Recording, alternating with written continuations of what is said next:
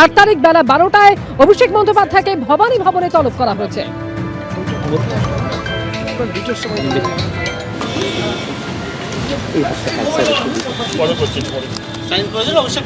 হ্যাঁ, সাইন করে দিয়েছি। কেমন আছেন উনি?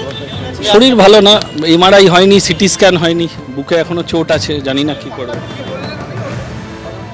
অয়ন ঘোষ। এখনো পর্যন্ত আর কি খবর রয়েছে? পার্থপ্রতিম ঘোষ আমাদের সঙ্গে টেলিফোনে রয়েছেন। পার্থপ্রতিম, আজকে ফের নোটিশ সার্ভ করে এলেন সিআইডি তদন্তকারী অফিসাররা এবং আগামী 8 তারিখ তলব করা হয়েছে অভিষেক বন্দ্যোপাধ্যায়কে। দেখো, অভিষেক বন্দ্যোপাধ্যায় 15 দিন সময় চাইলেও কিন্তু সিআইডি একেবারে 15 দিন সময় দিল না অভিষেক বন্দ্যোপাধ্যায়কে। 1 সপ্তাহ সময় দেওয়া হলো অভিষেক বন্দ্যোপাধ্যায়কে। এবং আজকে তুমি জানো যে অভিষেক বন্দ্যোপাধ্যায়কে বিধানসভায় সই জালিয়াতির যে তদন্ত, সেই তদন্ত একবারে সিআইডি নেয় এবং নেওয়ার পরবর্তীকালে অভিষেক বন্দ্যোপাধ্যায়কে আজকে দুপুর 12টার সময় তলব করা হয়েছিল। অভিষেক বন্দ্যোপাধ্যায় জাননি তিনি 15 দিন সময় চেয়ে তিনি একটা চিঠি পাঠান সিআইডির কাছে। কিন্তু তারপরে আমরা দেখলাম এদিন বিকেল 5:50 নাগাদ সিআইডি একটা টিম তারা ভিডিওগ্রাফারকে সঙ্গে করে নিয়ে ভবানী ভবন থেকে বেরিয়ে সোজা কালীঘাট রোডে অভিষেক বন্দ্যোপাধ্যায় বাড়িতে চলে আসেন। এবং আসার পরবর্তীকালে একেবারে তারা প্রায় 40 মিনিট ধরে অপেক্ষা করেন এবং তার পরবর্তীকালে তার একজন অফিস স্টাফ, অভিষেক বন্দ্যোপাধ্যায় তিনি অফিস স্টাফ নিজের পরিচয় দেন, তিনি আসেন এবং আসার পরে সিআইডি যে নোটিশ, সেই নোটিশ নিয়ে অভিষেক বন্দ্যোপাধ্যায়ের কাছে নিয়ে গিয়ে সাইন করান। সাইন করিয়ে সেই নোটিশ কিন্তু সিআইডিকে দিয়ে দেওয়া হয়। এবং সিআইডি সূত্রে যেমনটা জানতে পারছি যে একেবারে 15 দিন সময় দেওয়া হলো না অভিষেক বন্দ্যোপাধ্যায়কে, 1 সপ্তাহ সময় দেওয়া হলো। এবং আগামী সোমবার অর্থাৎ 8ই জুন দুপুর 12টার সময় ফের তলব করা হলো এই সই জালিয়াতির যে মামলা, সেই মামলায় অভিষেক বন্দ্যোপাধ্যায়কে। তোমাকে বলবো যে প্রসঙ্গত ইতিমধ্যে সিআইডি সূত্রে যেমনটা জানতে পারছি সিআইডি একাধিক বিধায়ককে জিজ্ঞাসাবাদ করেছে এবং সেই জিজ্ঞাসাবাদ করার পরবর্তীকালে তারা যা যা তথ্য পেয়েছেন সেই তথ্যের উপর ভিত্তি করেই অভিষেক বন্দ্যোপাধ্যায়কে তারা জিজ্ঞাসাবাদ করতে চান। এবং সেই করতে চেয়ে ইতিমধ্যে তুমি জানো গত শনিবার দিন কালীঘাট রোডে অভিষেক বন্দ্যোপাধ্যায় হাতে গিয়ে সিআইডি নোটিশ দিয়ে আসেন। আজকে তলব করা হয়েছিল। অভিষেক বন্দ্যোপাধ্যায় সেই তলবে আজকে সাড়া দেননি। তিনি তার পরিপ্রেক্ষিতে তিনি আর চিঠি পাঠান। চিঠি পাঠিয়ে জানান যে গত শনিবার দিন সোনারপুরে যে পরিস্থিতি তৈরি হয়েছিল তার যে তিনি অসুস্থ, তিনি 15 দিন সময় চান। কিন্তু সিআইডি 15 দিন সময় দিতে নারাজ। একেবারে আগামী 1 সপ্তাহ অভিষেক বন্দ্যোপাধ্যায়কে সময় দেওয়া হলো এবং আগামী সোমবার দুপুর 12টার সময় ফের তলব করা হলো এবং সেই সমনের নোটিশ দেওয়া হলো অভিষেক বন্দ্যোপাধ্যায়কে।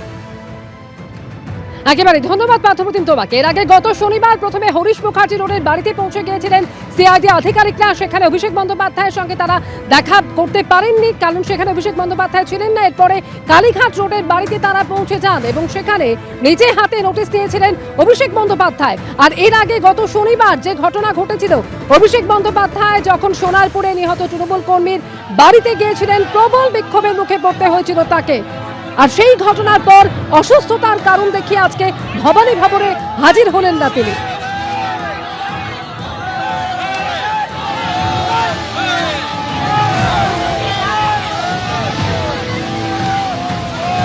গত শনিবারের ছবি আপনারা দেখলেন, যখন সোনারপুরে গিয়ে প্রবল বিক্ষোভের মুখে পড়তে হয়েছিল অভিষেক বন্দ্যোপাধ্যায়কে এবং এই ঘটনার পরে অসুস্থতার কারণ দেখিয়ে তিনি 15 দিন সময় চেয়েছিলেন এবং যে কারণে আজকে ভবানী ভবনে তাকে ডেকে পাঠানো হলেও তিনি হাজির হননি।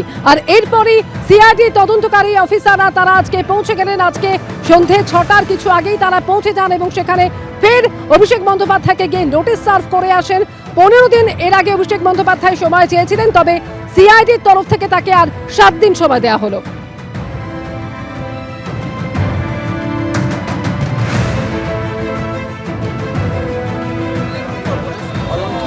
অয়ন ঘোষ। কালির ভালো না, এমআরআই হয়নি, সিটি স্ক্যান হয়নি, বুকে এখনো চোট আছে, জানি না কি করবে। অয়ন ঘোষ। কালকে বলেছিল, ওনাদেরকে রিকোয়েস্ট করেছিল, কালকে এলে দাদা হয়তো নিজেই নিয়ে নিতে পারতো। এখন তো টাইম দিলেন না। না না, আমি অফিস এমপ্লয়ি। হ্যাঁ, যাই না, এখন তো দাদা রিসিভ করে দিয়েছে, এবার উনি যেটা ভালো মনে করবে। হ্যাঁ, আমি অফিস এমপ্লয়ি। Thank you. হ্যাঁ, নিজে সাইন করে দিয়েছে। সরাসরি কথা বলবো এই মুহূর্তে কালীঘাট রোডের বাড়ির সামনে থেকে। প্রতিনিধি সন্দীপ সরকার আমাদের সঙ্গে রয়েছেন। সন্দীপ, আজকে কিছুক্ষণ আগে আমরা দেখলাম সিআইডি আধিকারিকরা তারা অভিষেক বন্দ্যোপাধ্যায়ের বাড়ির সামনে পৌঁছে গেলেন, যদিও বেশ খানিকক্ষণ তাদেরকে অপেক্ষা করতে হয়। এরপরে ফের তারা নোটিশ দিয়ে এলেন যে আগামী সোমবার ডেকে পাঠানো হয়েছে অভিষেক বন্দ্যোপাধ্যায়কে। ঠিক কি হলো আজকে?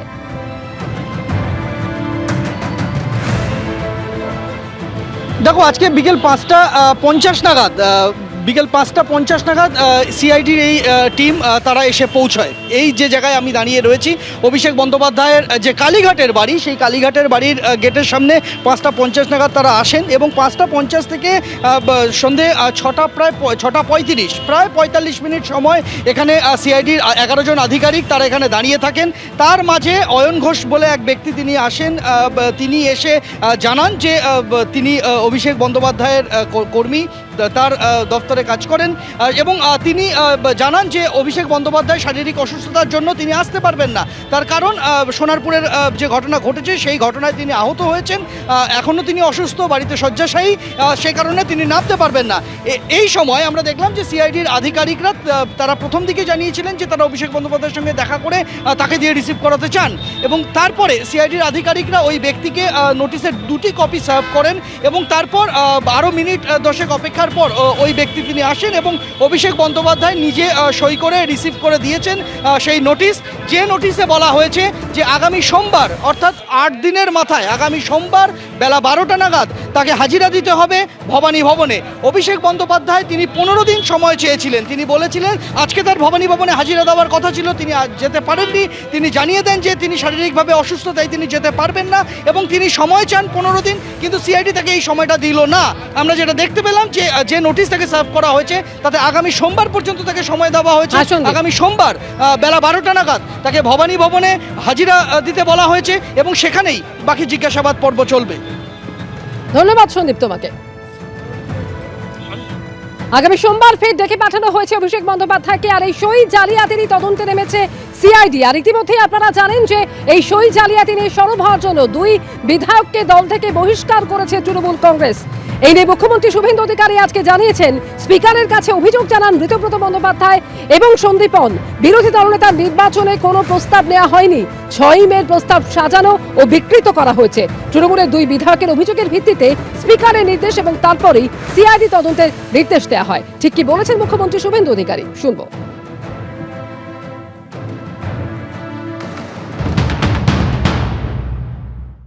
তৃণমূল কংগ্রেসের সাধারণ সম্পাদক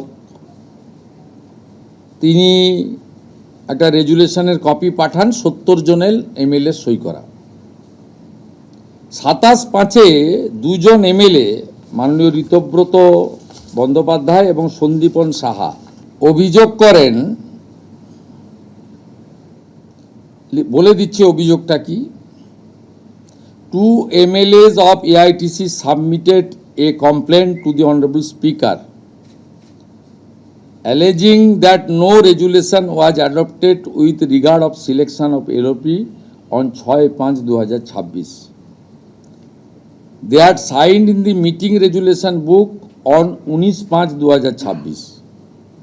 The complaint alleged that the resolution dated 6/5/2026 was manufactured and fabricated. The complaint mentioned that as many as 14 signatures were in block letters. টিএমসির 2 জন এমএলএর অভিযোগের ভিত্তিতে স্পিকারের নির্দেশে প্রিন্সিপাল সেক্রেটারি হেয়ার স্ট্রিট থানায় একটি এফআইআর করেন এবং হোম সেক্রেটারির নির্দেশে আমার অনুমোদনে পুলিশ মন্ত্রী হিসেবে এটাকে সিআইডিতে দিয়ে দেয়। সিআইডি 13 জন এমএলএকে ইনভেস্টিগেট করে with video photography and signature verification করার জন্য সরকারি লোককে সাথে নিয়ে। এদের মধ্যে 3 জন এমএলএ বাহারুল ইসলাম, অরূপ রায় এবং সুভাষিস দাস, তারা ভিডিওগ্রাফি এবং সিআইডিকে বলে সই আমাদের নয়। এত প্রতিষ্ঠিত চোর, এটা তো দেখা যায় নিজের দলের এমএলএদের সই জাল করেন এবং 3 জন এমএলএ সেটা কনফেস করে সিআইডির সামনে। তারা কেন ফাঁসবেন? মালের দায়িত্ব আরোহীর। সিআইডি একটা নোটিশ করে ওই আঞ্চলিক দলের সর্বভারতীয় সাধারণ সম্পাদককে যে আপনি রেজুলেশনের বুক নিয়ে আজকে হাজির হবেন। বাকিটা সিআইডি পুলিশ বলতে পারবে, সম্ভবত আমাকে ডিজিপি বলছিলেন উনি টাইম চেয়েছেন, সেটা তাদের প্রসিডিওর অনুযায়ী করবেন। আমি ইনভেস্টিগেশন পার্টে ঢুকবো না, it's not my duty.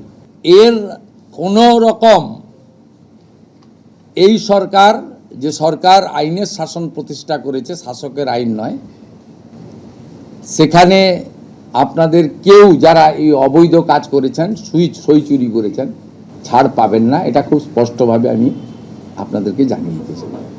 ABP আনন্দ, এগিয়ে থাকে, এগিয়ে রাখে।